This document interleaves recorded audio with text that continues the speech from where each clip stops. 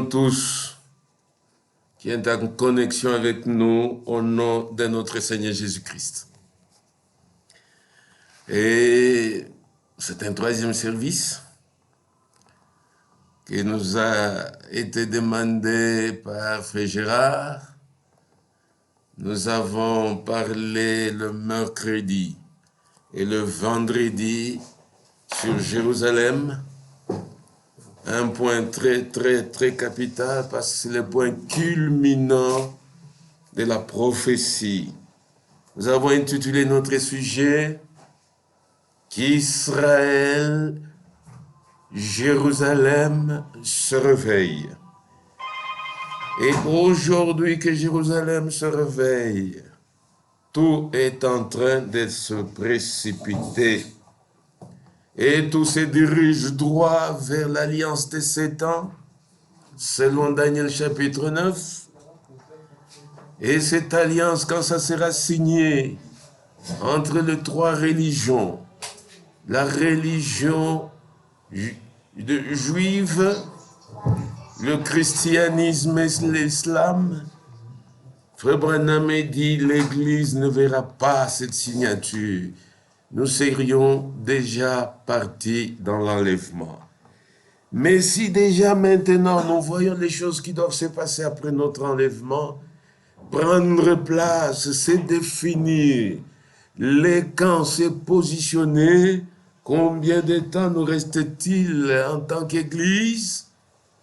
Du vivant de Frère Branham, il y a plus de 50 ans qu'il est parti, il ne cessait de répéter. Il est plus tard que vous ne le pensez. Aujourd'hui, après 50, 60 ans qu'il soit parti, combien de temps nous reste-t-il encore? Le temps est très avancé. Raison pour laquelle nous tous, chaque véritable croyant de ce message, pas ceux qui sont allés dans des déviations indescriptibles, les véritables croyants de ce message, c'est le temps où chacun doit se rassurer de ses propres expériences avec Dieu. L'expérience de la justification, l'expérience de la sanctification, l'expérience du baptême du Saint-Esprit, qui est la condition sine qua non pour notre transmutation des corps et pour la résurrection si nous sommes morts en Christ, et la condition sine qua non pour notre enlèvement.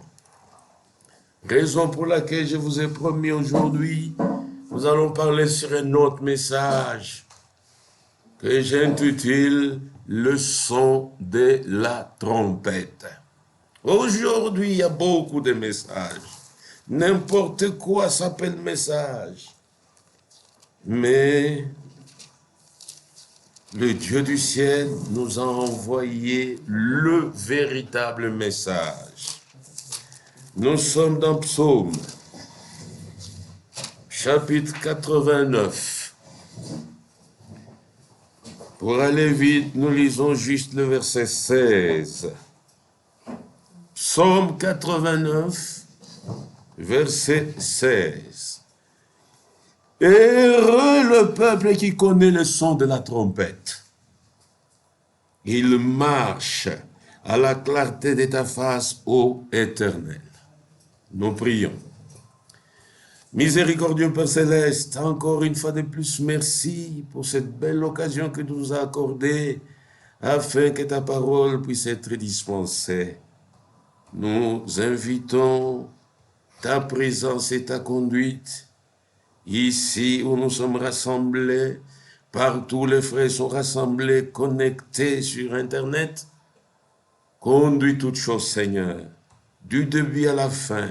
Assiste-moi, surtout parce que c'est moi qui parle.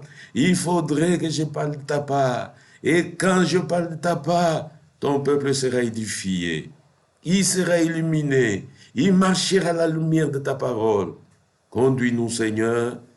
Nous nous attendons à toi du début à la fin. Au nom du Seigneur Jésus-Christ. Amen. Aujourd'hui, c'est dimanche, je crois que nous pourrons aller à 1h30. Là, nous aurons bien terminé. Heureux le peuple qui connaît le son de la trompette. En d'autres termes, malheureux est le peuple qui ne connaît pas le son de la trompette. Et c'est difficile quand on ne connaît pas le son de la trompette, qu'on puisse marcher dans la lumière de la face de l'Éternel. Mais nous nous estimons, nous, vraiment peuple heureux et privilégié, parce que nous avons reconnu le son de la trompette.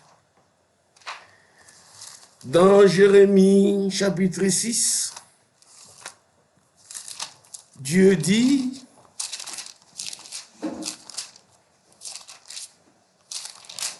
chapitre 6, pour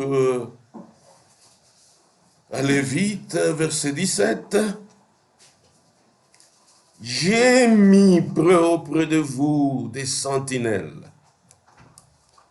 Soyez attentifs au son de la trompette. » Mais ils répondent, « Nous n'y serons pas attentifs. » C'est l'attitude actuelle de beaucoup de peuples.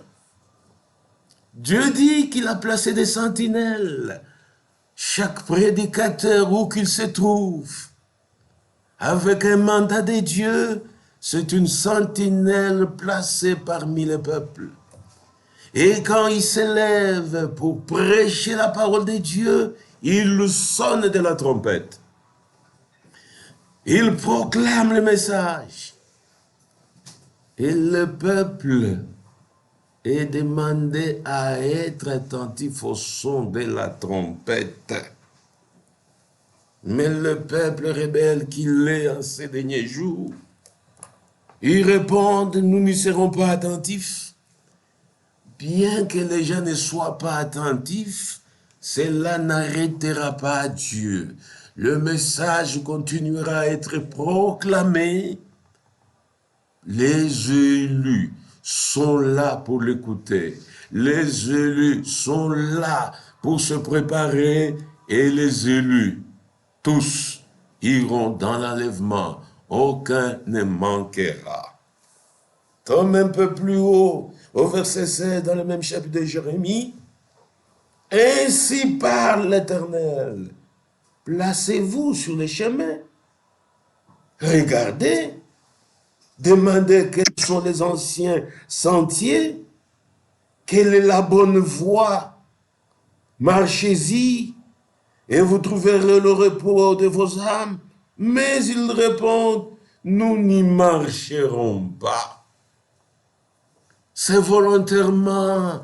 Aujourd'hui, beaucoup de peuples rejettent la lumière du soir, rejettent ce message du temps de la fin, ce message pourtant prouvé bibliquement, avec des sentinelles bien mandatées de Dieu et qui prêchent conformément aux Saintes Écritures, sans ajout, sans retrait. Mais le peuple refuse volontairement de marcher dans la voie de Dieu. C'est pas pour autant parce qu'ils ont refusé que cela va brouiller le plan de Dieu. Dieu qui est omniscient connaissait ceux qui croiraient et ceux qui ne croiraient pas. Les élus sont là. Comme disait Frère Branham, si Dieu envoie un message, c'est qu'il y a des élus prédestinés pour recevoir ce message. Et que le nom de Dieu soit glorifié.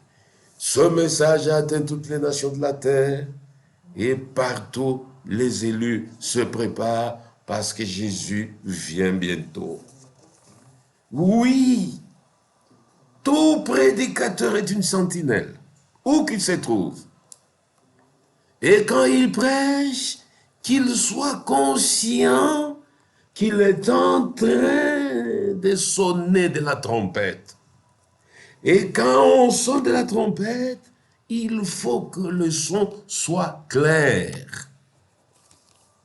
Comme Paul l'a dit aux Corinthiens, nous sommes dans 1 Corinthiens, chapitre 14.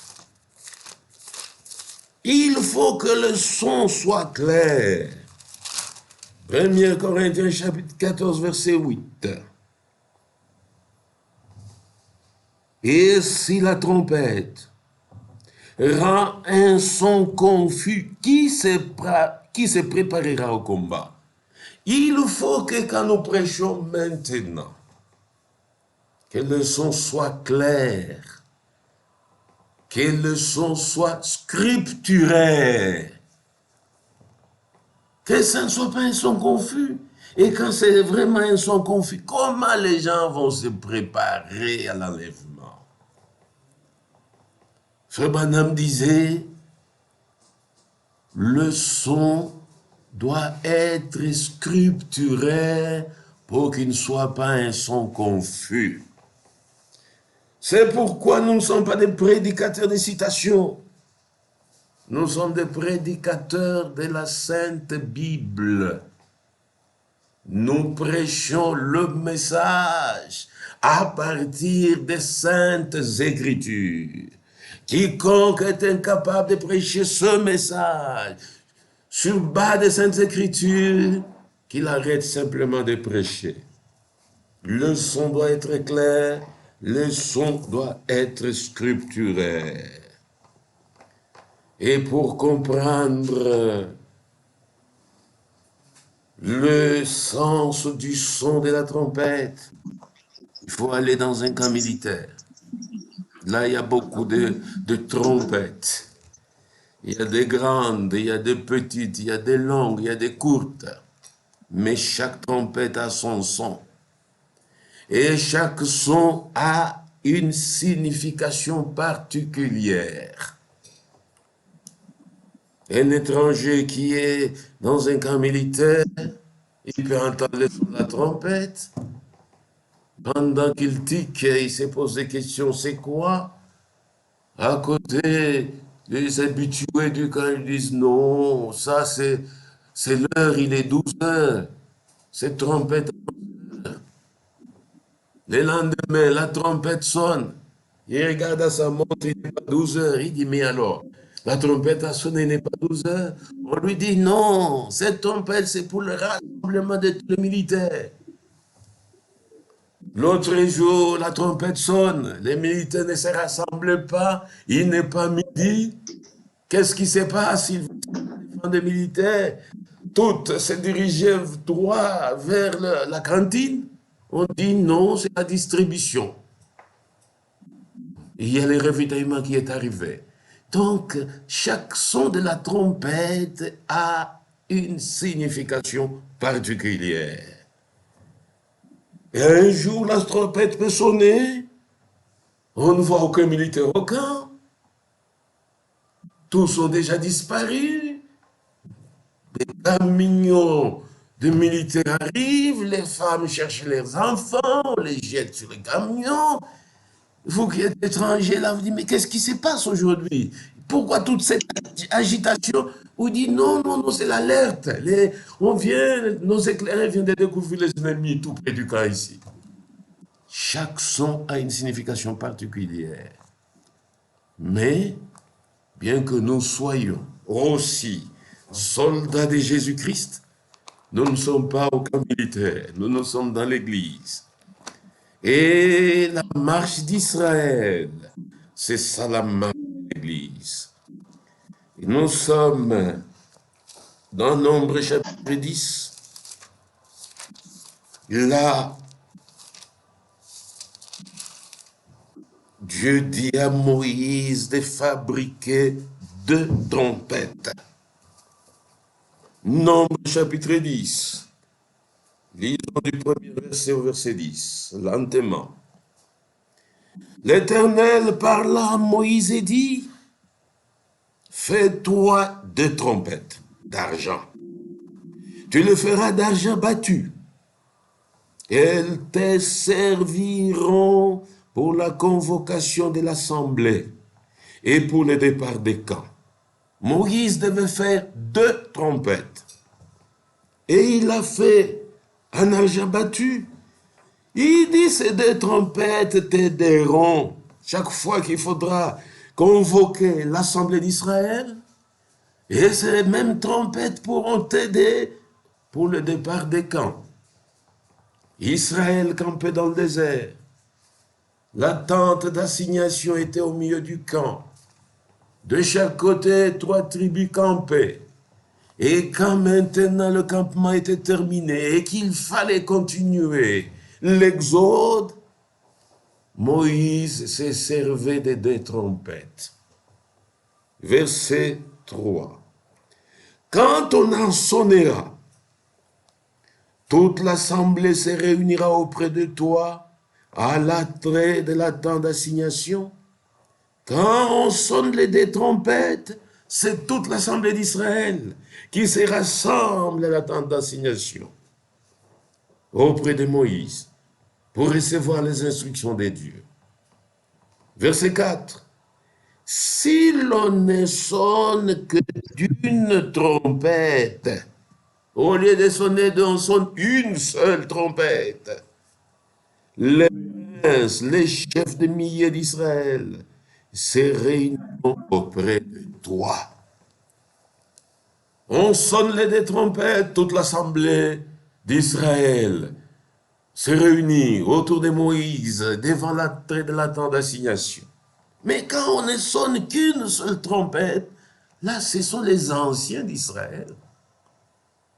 La Bible dit, heureux le peuple qui connaît le son de la trompette. On sonne les 2 trompettes, tu restes chez toi. Et le jour où on sonne une seule trompette, vous n'êtes pas ancien, vous n'êtes pas chef des 1000, vous n'êtes même pas chef des 100, vous allez vous pointer là. Et quand les anciens vont vous voir, enfants d'Israël, il dit, qu'est-ce que vous venez chercher? Donc, vous ne connaissez pas les sons de la trompette. Verset 5. Quand vous sonnerez avec éclat, ceux qui campent à l'Orient partiront. Et quand vous sonnerez avec éclat pour la seconde fois, ceux qui campent au midi partiront. On sonnera avec éclat pour leur départ. On sonne avec éclat. Ceux qui sont à l'Orient, sous la conduite de Judas, ils commencent le départ. Quand on sonne encore avec éclat une deuxième fois, ceux qui sont au sud, ils commencent leur départ. Ils attendent la sonnerie de la trompette. Les camps d'Israël ne partaient pas en désordre. Quand on sonne une 3e fois avec éclat, ceux qui sont du nord, ils commencent le départ. Et une 4e et dernière fois, ceux qui sont à l'ouest, au coucher du soleil, et aussi commencent le départ. Les sacrificateurs devant portent à l'arche de l'Alliance, et l'exode s'est dirigé maintenant vers Canaan. C'était bien réglementé. Verset 7. Vous sonnerez aussi pour convoquer l'assemblée, mais vous ne sonnerez pas avec éclat. Les trompettes, quand elles sonnent, même l'éclat avait un message à donner. Quand on sonne sans éclat, vous savez ce que ça signifie. Quand on sonne avec éclat, vous savez aussi ce que ça signifie. Et c'est pas tout le monde qui sonnait de la trompette, comme on l'a lu dans Jérémie. La Bible dit au verset 8, les fils d'Aaron, les sacrificateurs, sonneront des trompettes. Aujourd'hui, les serviteurs appelés et mandatés de Dieu, c'est à eux que Dieu a donné ce pouvoir ou cette autorité de sonner de la trompette. C'était les fils d'Aaron, les sacrificateurs, qui avaient cette autorité-là. Ça sera une loi perpétuelle. Ce n'est pas une loi qui a changé dans le cours de l'histoire, non. Dans le cours des temps, non. Maintenant, on change, ce n'est plus le fils d'Aaron. C'était une loi perpétuelle. Les générations pouvaient passer et pour sonner de la trompette, il fallait être fils d'Aaron. Une loi perpétuelle pour vous et pour vos descendants. Lorsque dans votre pays, vous irez à la guerre contre l'ennemi qui vous combattra, vous sonnerez des trompettes avec éclat. Quand c'est la guerre, on sonne les deux trompettes avec éclat dans tous les camps d'Israël. Et vous serez présents au souvenir de l'Éternel votre Dieu, et vous serez délivrés de vos ennemis. Comme pendant la guerre des 6 jours, la guerre de Yom Kippour. Quand la guerre éclate, Israël va d'abord au mur de lamentation pour invoquer le Dieu d'Abraham, d'Isaac et de Jacob, lui rappeler ses promesses. Dieu, tu avais dit. Israël ne devait pas se précipiter pour aller en guerre. D'abord Dieu. Quand ce Dieu-là sort devant d'Israël et combat pour Israël, la victoire était certaine. Vous irez au souvenir de l'Éternel. D'abord, allez dans la présence de Dieu, invoquer Dieu, faire des sacrifices. C'est alors qu'Israël allait maintenant en guerre et Dieu le délivrait toujours de ses ennemis. Le dernier verset, dans vos jours de joie, dans vos fêtes, dans vos nouvelles lunes, vous sonnerez des trompettes en offrant vos holocaustes et vos sacrifices d'action de grâce. Elles vous mettront en souvenir devant votre Dieu.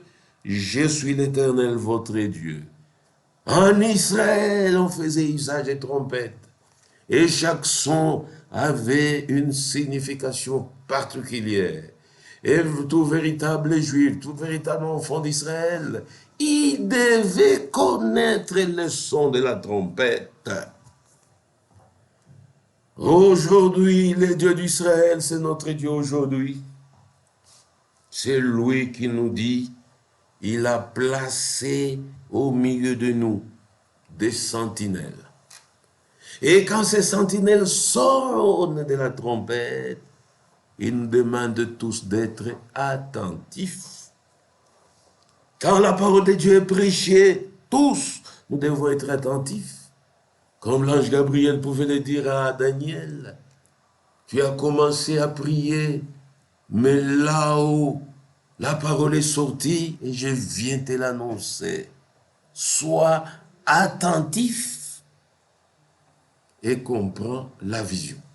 Il faut être attentif. Et quand vous n'êtes pas attentif, vous ne comprendrez rien. Vous êtes seulement dans un mouvement du message. Et on appelle n'importe quoi message. Parce qu'on a lu une citation de Frère Branham. Non. Le message, c'est la Bible. Amen. Amen. Frère Branham disait, dans mon église ici, il y a le frère Neville, il y a le frère Collins, il y a le frère Ridel, qui étaient des ministres, mais qui prêchaient le même message que prêchait frère Branham. Il n'y avait pas de brochure à ces talents. Qui prêchait le même message que frère Branham prêchait. Et frère Branham dit, il le prêche à partir de la Bible. Amen. Et même aujourd'hui, nous devons être capables de prêcher le message à partir de la Bible. Amen. Que Dieu nous aide. Dieu a placé de sentinelles et demande au peuple d'être attentif. Quand on n'est pas attentif, on ne comprendra rien. Aujourd'hui, il y a une trompette qui nous concerne dans l'Église. Nous sommes dans Apocalypse, chapitre 10. Une écriture qui a une double application. Apocalypse chapitre 10, verset 7. Mais qu'au jour de la voix du septième ange, quand il sonnerait de la trompette, le mystère de Dieu s'accomplirait, comme il l'a annoncé à ses serviteurs le prophète.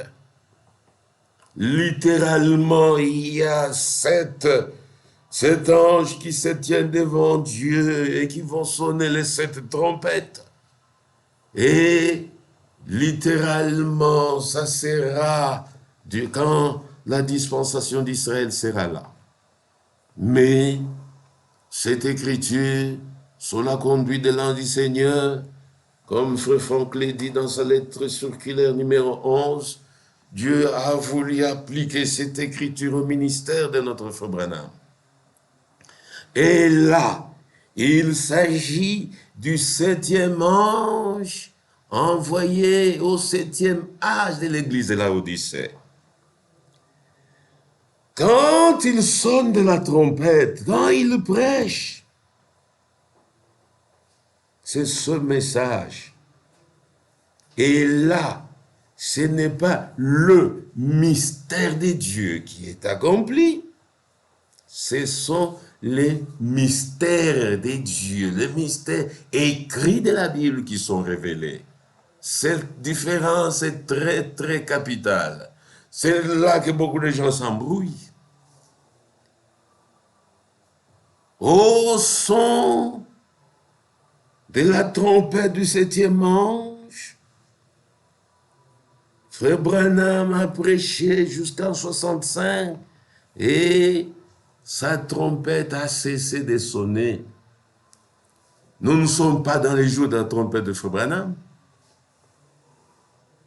Frère Franck, lui, a eu cette grâce de le voir, de vivre avec lui, de suivre son ministère pendant 10 ans. Mais nous tous ici, n'avons reçu que le message. Mais cette trompette avait une voix. Nous sommes dans les jours de la voix, dans les jours du message du 7e ange, envoyé au 7e âge de l'église de Laodicée. Et cette voix, ce message, c'est celui qui parcourt le monde pour rassembler l'épouse, pour préparer l'épouse, parce que Jésus vient bientôt. Amen. Et il vient très, très bientôt. Alors, heureux le peuple qui connaît le son de la trompette. Aujourd'hui, dans le monde entier, combien ont reconnu ce message du temps de la fin? Et même quand nous le prêchons, combien reconnaissent le son de la trompette? Il y en a qui nous taxent de branhamistes, il y en a qui nous taxent de franquistes, il y a tous les noms possibles, parce que les gens ne reconnaissent pas le son de la trompette. Mais les élus, eux, ont reconnu le son de la trompette. Et ce son a donné une voix, un message.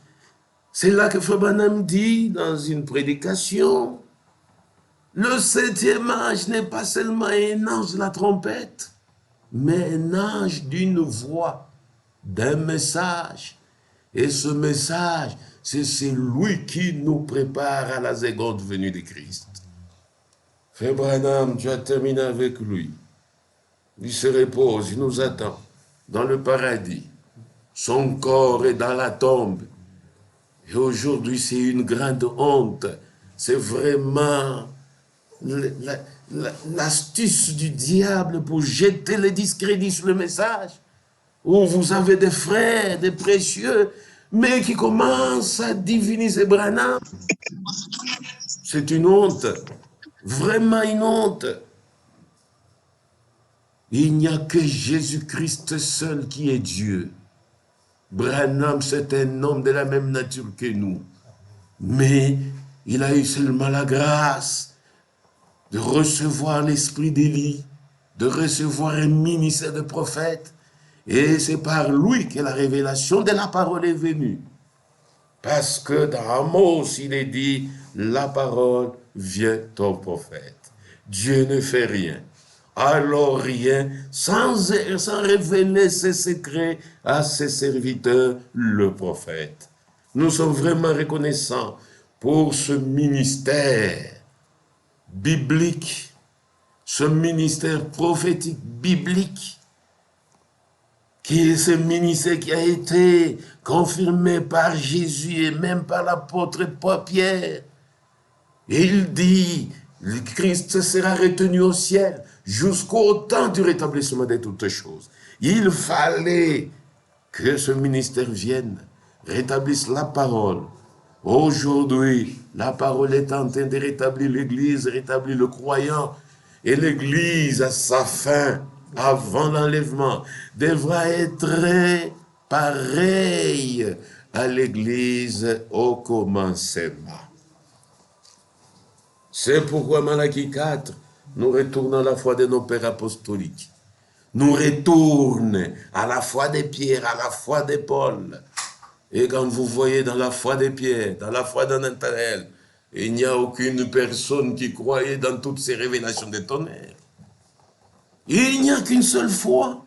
Et même Pierre écrit, il dit, à ceux qui ont reçu la foi du même prix que la nôtre. Si vous avez reçu la foi du prix de la foi de Pierre, il n'y a pas toutes ces fausses révélations. Que Dieu vraiment nous aide. Amen. Et ce message, Frère Branham raconte un songe que sa mère avait eu. Encore dans les débuts de son ministère, sa mère était encore assez jeune. Elle avait fait un songe vrai. Et quel était le songe? Elle a vu Frère Branham près de 3 escaliers, en train de prêcher à tout le monde qui passait par là, leur disant, vous devez tous monter les 3 escaliers pour marcher sur la route sainte, cette route qui mène à la porte céleste, à la porte dorée. Et quand elle raconte ça à Frère Branham revient sur ce songe et dit, ce songe est vrai. Et c'est exactement mon message. Mon message, c'est la justification, la sanctification et le baptême du Saint-Esprit. Aujourd'hui, on embrouille les gens, on doit simplifier les choses. Le message, ce n'est pas seulement pour les intellectuels, les gens qui ont des diplômes d'université. Non, non, non, non, non. Même nos grands-mères analphabètes doivent comprendre ce message. La parole de Dieu est simple et elle est donnée aux simples. Il dit, mon message, c'est la justification, la sanctification et le baptême du Saint-Esprit. Ça veut dire aujourd'hui, si réellement vous avez reconnu le son de la trompette, vous êtes placé devant ces 3 expériences. Et c'est le moment où chacun de nous doit vérifier, doit se rassurer si réellement ces expériences sont vraies, pour ne pas tomber seulement dans la religion. Paul enseigne aux Corinthiens, 1 Corinthiens, chapitre 1er. Nous parlons du message. Il dit ceci, 1 Corinthiens, chapitre 1er, verset 17. Ce n'est pas pour baptiser que Christ m'a envoyé, c'est pour annoncer l'évangile. Et c'est là sans la sagesse du langage, afin que la croix de Christ ne soit pas rendue vaine. La croix de Christ, c'est ça le premier pas de tout véritable croyant. On ne commence pas le christianisme avec le fait d'adhérer au message. On ne commence pas le christianisme avec le fait d'entrer au tabernacle. Vous devez rencontrer Christ personnellement et croire en lui pour recevoir de lui la vie éternelle. Paul dit, je n'ai pas été envoyé pour baptiser les gens, pour que les gens se réclament. Non, moi c'est Paul qui m'a baptisé. Moi c'est... Non. Dieu l'avait envoyé pour annoncer l'évangile et toutes les sentinelles que l'Éternel a placées parmi le peuple, tous doivent presser l'évangile. Et l'évangile, c'est la prédication de la croix. C'est ça la première doctrine de Jésus-Christ. Verset 18. Car la prédication de la croix est une folie pour ceux qui périssent. Mais pour nous qui sommes sauvés, elle est une puissance de Dieu. Aujourd'hui, on commence à oublier la prédication de la croix. Et quand vous négligez la prédication de la croix, dans votre église, vous n'aurez même pas des gens nés de nouveau. Vous aurez des gens du message, mais qui ne connaissent rien de la nouvelle naissance. La prédication de la croix, c'est ça la puissance de Dieu pour nous qui sommes sauvés. Allons au verset 21. Puisque le monde avec sa sagesse n'a point connu Dieu, il a plu à Dieu dans sa sagesse de sauver les croyants par la folie de la prédication. Aujourd'hui, Dieu sauve par la folie de la prédication. Il faut que la parole soit prêchée. Il faut que la croix de Christ soit annoncée. Écoutez bien, verset 22, les Juifs demandent des miracles. Le grec cherche la sagesse. Les Juifs, aujourd'hui, on doit faire beaucoup attention à l'esprit pentecôtiste. Notre Dieu guérit. Dans mon petit ministère, il a fait beaucoup de choses. Mais ce n'est pas pour autant qu'on doit se laisser entraîner par les dons. Chercher des miracles, qu'il y ait des miracles ou non. Moi, je crois à la parole, je me prépare à l'enlèvement. Et le grec, c'est la philosophie. Oh, si vous dites que les données ne sont pas révélées, qui viendra révéler, est-ce que ça vous regarde?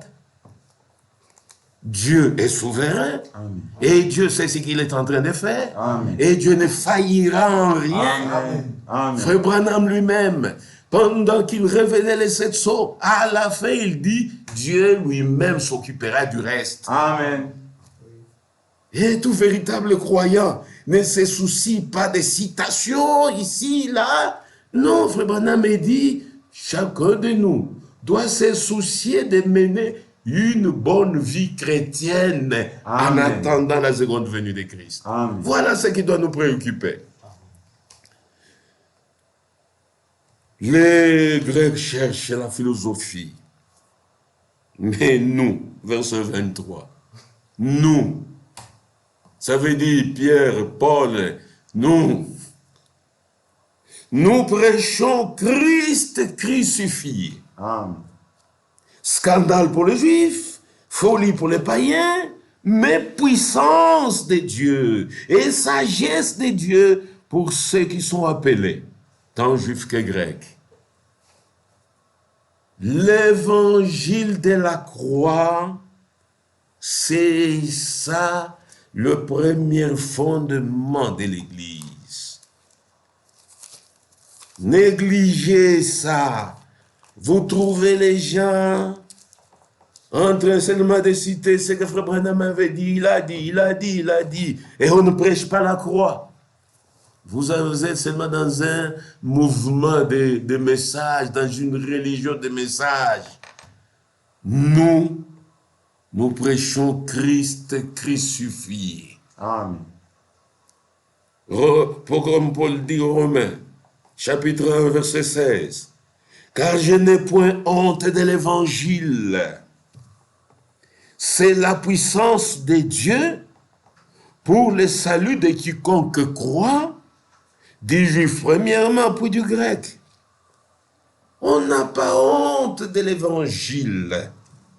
Pourquoi? Parce que c'est la puissance de Dieu pour le salut des âmes. Vraiment que toutes les sentinelles comprennent leur responsabilité. On prêche Christ crucifié. Et là, les pécheurs qui viennent et qui entendent l'évangile et qui croient, ils doivent faire l'expérience de la repentance. On ne peut pas aller au calvaire, voir Christ crucifié avec les yeux du cœur, rester indifférent. Là, vous êtes seulement un enfant du diable. Mais tous les enfants de Dieu, par la prédication de la croix, ils sont transportés dans leur foi jusqu'au calvaire. Ils voient le Fils de Dieu crucifié, comme c'est dit dans Jean chapitre 6, rapidement, au verset 40. La volonté de mon Père, c'est que quiconque voit le Fils, il faut le voir, et croit en lui, et la vie éternelle, je le ressusciterai au dernier jour. C'est ça la volonté du Père. Tout pécheur doit voir le Fils. Comme c'est dit encore dans Jean chapitre 3, verset 14. Comme Moïse éleva les serpents dans le désert, il faut de même que le Fils de l'homme soit élevé, afin que quiconque croit en lui ait la vie éternelle. Tel que Moïse avait élevé les serpents, et tout enfant d'Israël qui était mordu par des serpents brûlants, qui était déjà un candidat à la mort, mais s'il pouvait faire juste un petit effort, regarder au serpent d'airain, il était sauvé. Il dit de la même manière que Moïse éleva les serpents d'airain dans le désert, le Fils de Dieu, lui aussi sera élevé. Il a été élevé au calvaire. Il était suspendu entre le ciel et la terre. Le pécheur qui va au Golgotha, qui voit avec les yeux du cœur Christ crucifié. Cette scène du calvaire doit transpercer son cœur. Son cœur va être brisé. Et le brisement du cœur le conduira à la repentance. Une véritable repentance accompagnée d'une véritable conversion. Comment vous vous êtes repenti, mais vous continuez toujours avec l'ancienne vie? Le vieil homme continue. À la croix du calvaire, le vieil homme doit mourir. Amen. Amen. Amen. Amen. Amen. Pour laisser la place à une nouvelle créature. C'est pourquoi le premier pas du croyant, après avoir entendu la prédication de la croix, il se repent très sincèrement. Et il prend la décision dans son cœur d'échanger de direction. Comme c'est dit dans Proverbe, on n'a pas le temps de lire tout ça. Il dit, c'est lui qui cache ses transgressions. Jamais il ne prospérera. C'est là que aujourd'hui, beaucoup de croyants dans ce message, ils n'arrivent pas à avancer. Ils ont mal commencé. Et quand vous avez mal commencé, retournez au calvaire pour bien commencer. Amen. Amen. Il n'y a pas d'autre solution. L'état est déjà très avancé. Amen. Et la Bible dit, non seulement il ne prospérera pas, mais c'est lui qui les confesse, qui confesse ce péché et qui les délaisse, qui abandonne la voie du péché, c'est celui-là qui obtient miséricorde. Amen. Le premier pas du chrétien, c'est la repentance et la conversion. Et quand cela est bien fait, Dieu vous pardonne. Dieu remet vos péchés. Dieu pardonne tous vos péchés que vous avez confessés. Et quand il les pardonne, il est obligé de les jeter dans la mer de l'oubli. Et quand Dieu oublie et vous regarde, il vous voit juste parce qu'il n'y a plus de péché en vous. Il va vous déclarer juste. Il vous justifie. Et quand lui vous justifie, qui vous condamnera? L'expérience de la justification commence par la prédication de la croix. Cette prédication doit vous amener à la repentance et à la véritable conversion. Et quand Dieu vous a pardonné, Dieu oublie vos péchés, il vous déclare juste. Il vous justifie. Maintenant qu'il vous a justifié, mais le cœur ancien est toujours là. L'esprit ancien est toujours là. Il faut que Dieu maintenant renouvelle votre intérieur selon sa promesse. Il dit, j'ôterai de vous le cœur de pierre pour vous donner un cœur de chair. J'ôterai de vous l'ancien esprit et je vais vous donner un nouveau esprit, un esprit nouveau. C'est Dieu qui fait ça. Quand il a fait ça en vous, vous n'êtes plus le même. Vous êtes transformé intérieurement. C'est alors qu'il vous engendre. C'est alors que vous naissez de nouveau. Comment vous pouvez naître de nouveau avec un cœur de pierre? Avec l'ancien esprit, plein de convoitises? Non. Non et non. Alors, quand maintenant Dieu vous engendre, vous faites la véritable expérience de nouvelle naissance avec un intérieur changé, en ce moment-là, Dieu vous communique maintenant sa vie. Et sa vie, c'est ça la vie éternelle. C'est ça la vie éternelle. Il vous communique sa nature. Et vous devenez maintenant participant de la nature divine. Et quand vous devenez participant de la nature divine, comment encore vous allez vous complaire dans toutes ces œuvres infructueuses, dans toutes ces œuvres de ténèbres? Non, non, non, non. Quelqu'un qui a fait cette expérience du calvaire de la bonne manière, il est réellement sauvé. Il est justifié. Parce qu'il est justifié, maintenant il peut se sanctifier. Frère Branham a insisté. Il dit, vous ne pouvez pas recevoir le Saint-Esprit sans être sanctifié.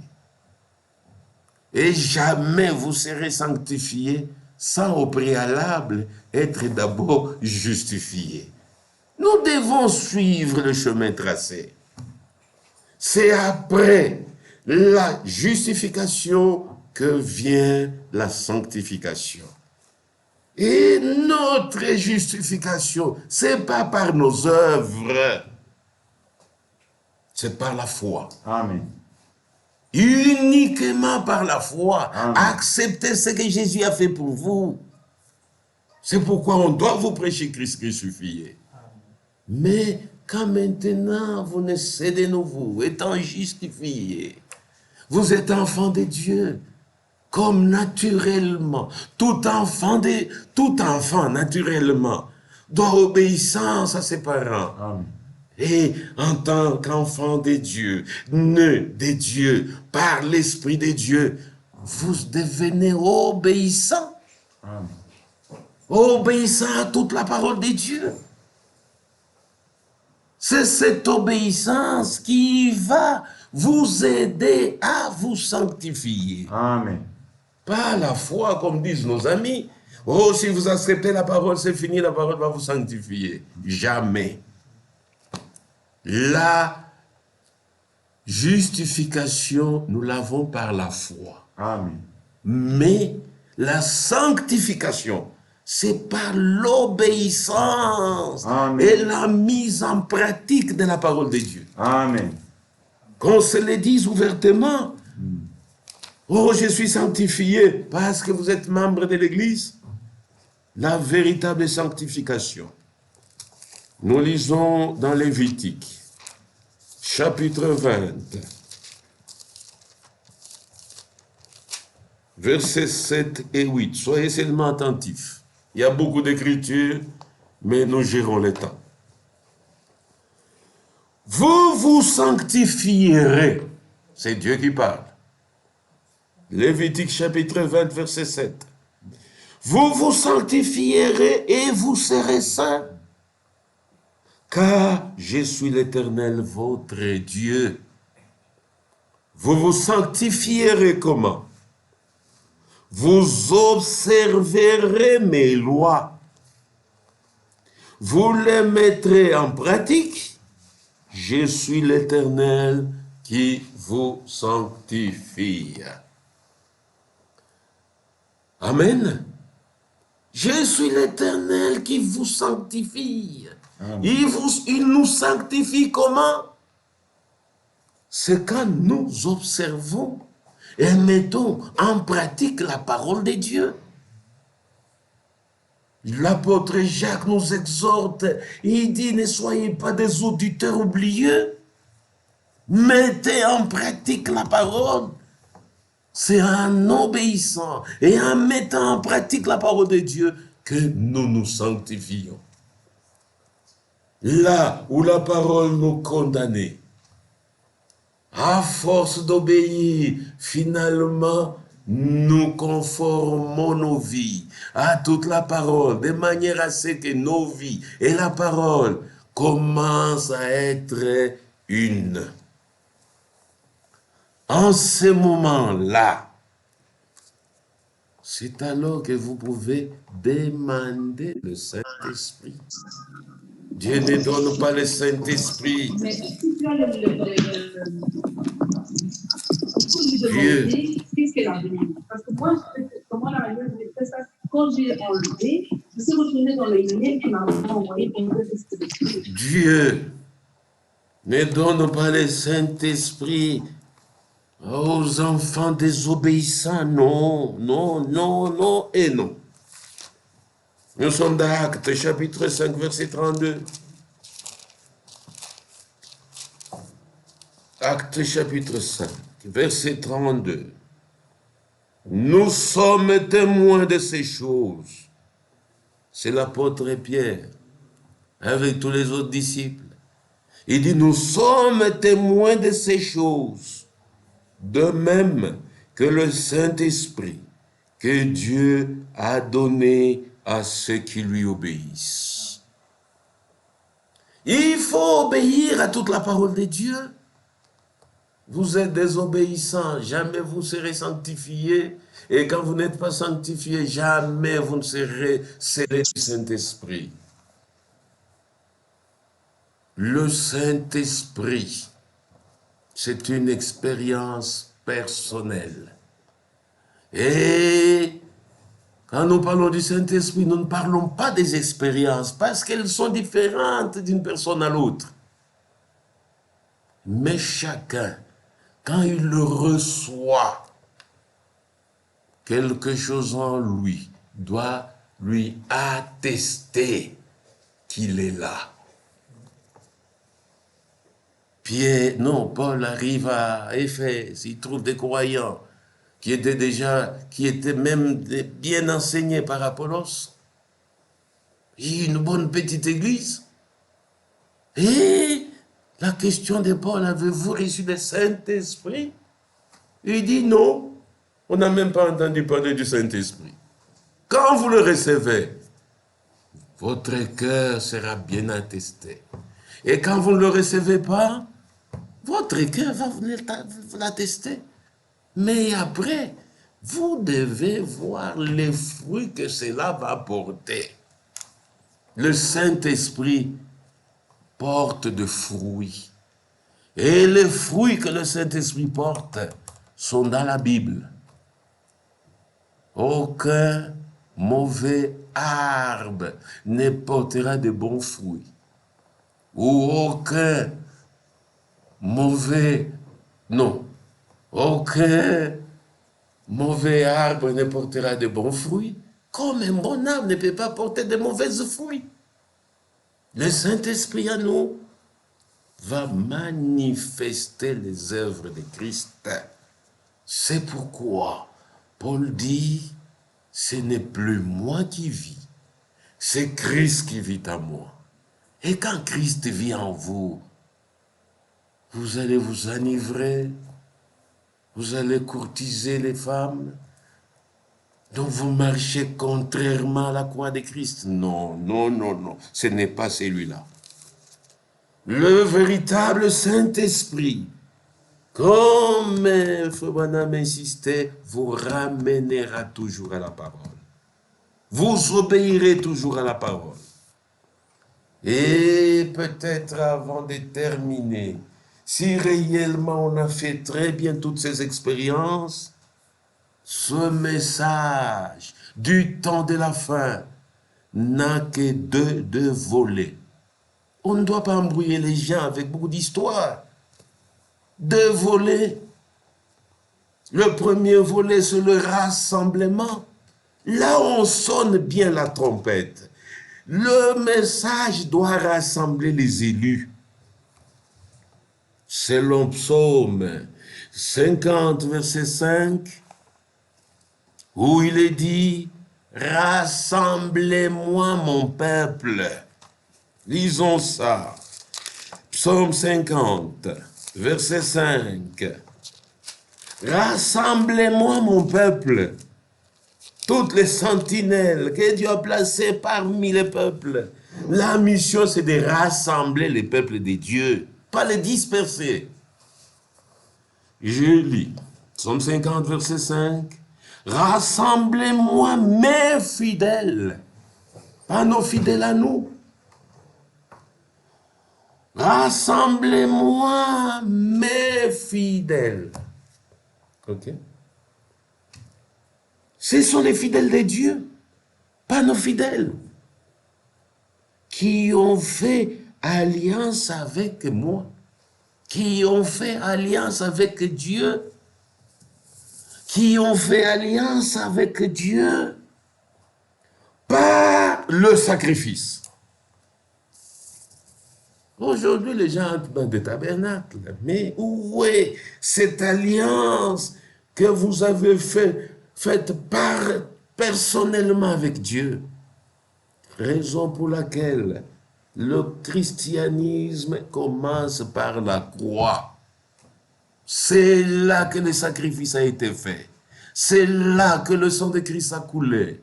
C'est là que notre rachat a été accompli.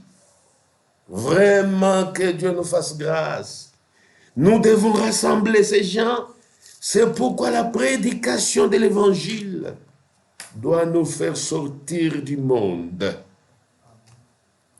Nous faire sortir de l'esclavage du péché. Nous faire sortir de toutes nos traditions, de toutes nos civilisations.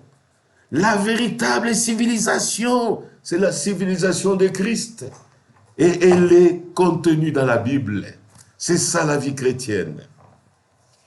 Rassemblez-moi. Le rassemblement s'est fait par la prédication de la croix. Les pécheurs viennent. Ceux qui sont dans les dénominations doivent sortir.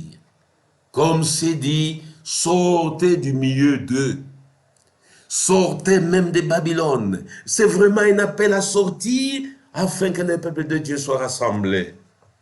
Mais après qu'il soit rassemblé, il faut que le peuple reçoive. C'est pourquoi on l'a rassemblé.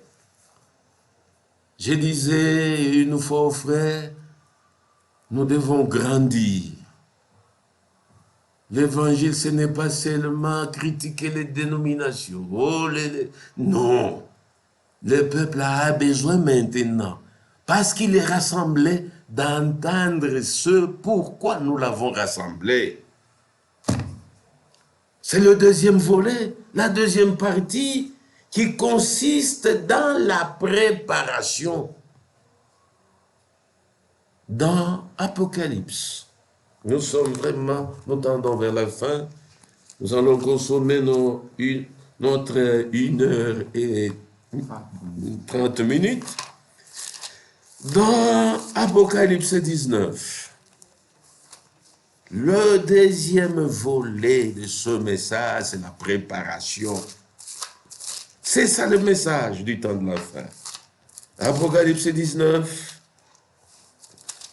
versets 7 à 9.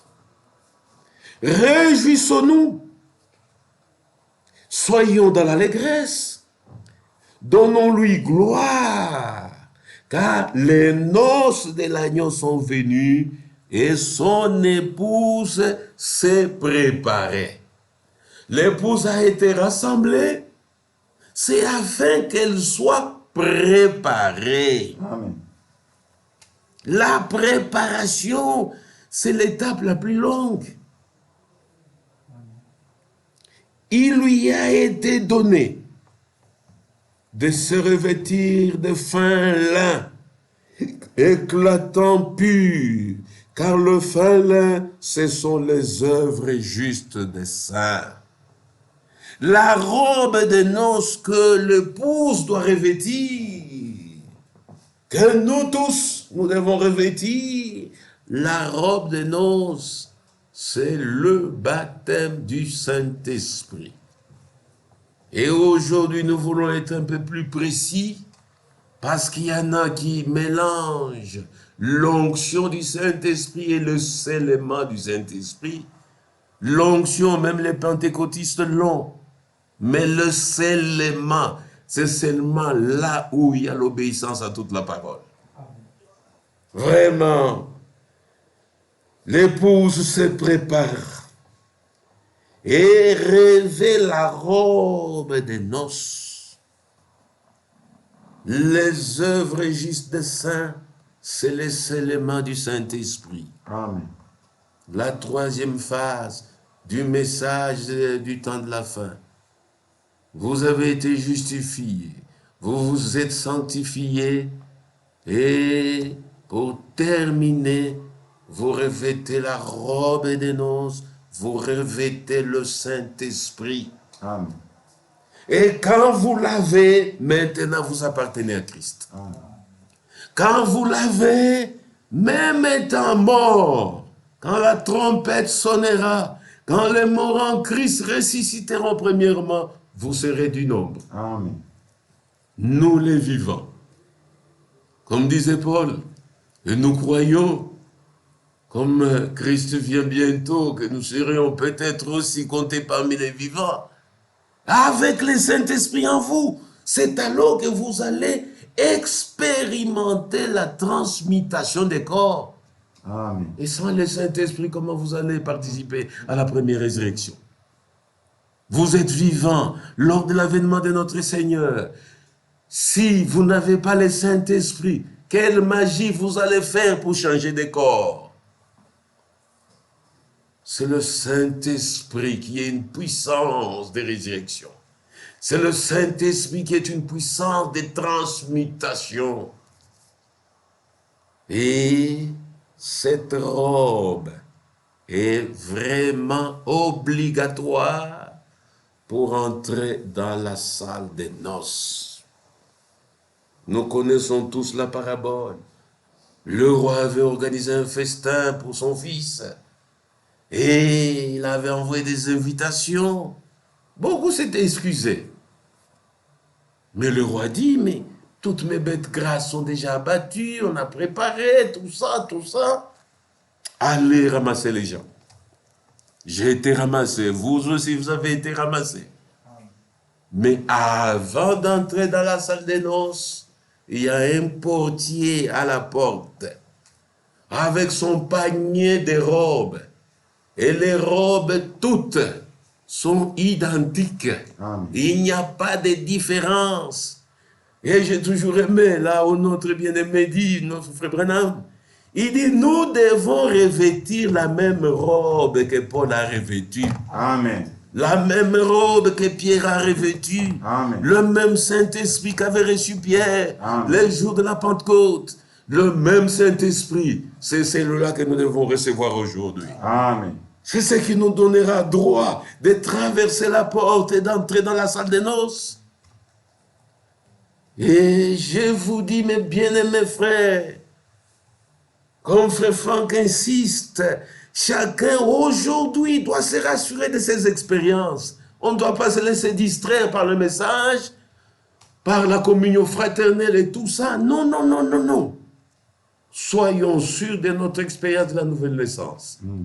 Soyons sûrs de notre expérience de la sanctification. Et soyons sûrs de notre expérience du baptême du Saint-Esprit. Maintenant, on ne sait plus mâcher les mots. Il n'y a plus de temps. La vérité doit être dite et chaque croyant doit prendre ses responsabilités. Vous entrez dans la salle des noces, la personne ne trichera. Parce qu'avant qu'on ne serve même un verre d'eau, le maître lui-même de la fête va passer en revue. Il serre la main à celui-ci, félicitations, il est en robe de noces. À l'autre, félicitations, il est en robe de noces. À l'autre, il est en robe de noces, félicitations, félicitations. Mais quand il arrive à un autre, il n'est pas en robe de noces. Il n'est pas en robe. Il dit, mon ami, tu es entré par où? Tous ceux qui sont entrés par la porte sont revêtus de la robe. Mais vous, vous êtes ici comment sans robe? Il ordonne à ses serviteurs, liez et les pieds et les mains de ces messieurs, allez jeter-les dehors. Vous avez peut-être été enlevés. Mais maintenant, quand on doit vous jeter, c'est l'inverse. C'est une chute libre pour aller là où il y aura des pleurs et des grincements des dents. C'est pourquoi, mes bien-aimés frères, vraiment que Dieu nous fasse grâce, vraiment une grande grâce, que nous puissions revoir nos expériences et être sûrs que si Christ venait, ça peut être la nuit, ça peut être le matin, ça peut être un soir, quel que soit les temps, je serai du nombre des rachetés qui seront enlevés sur la nuit à la rencontre du Seigneur dans les airs. Voilà vraiment notre exhortation. C'est bien de savoir que le temps est avancé, c'est bien de connaître tout ce qui se passe du côté d'Israël, du côté de Jérusalem, mais nous-mêmes, où en sommes-nous avec notre expérience chrétienne? Que Dieu vous bénisse.